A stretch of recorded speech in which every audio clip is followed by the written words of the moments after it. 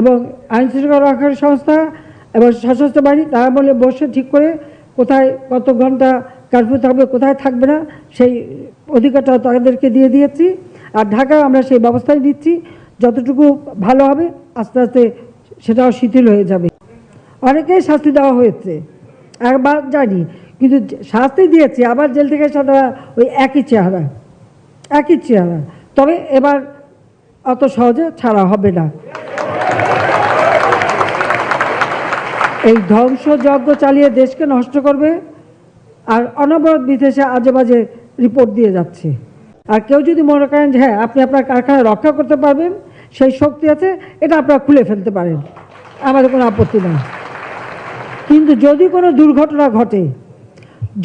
দুর্ঘটনা ঘটে তার দায় দায়িত্ব কিন্তু আমাদের দিতে পারবেন না, আপনাদের নিজ দায়িত্বে করতে হবে। তার কারণ আমি যখনই খবর পেয়ে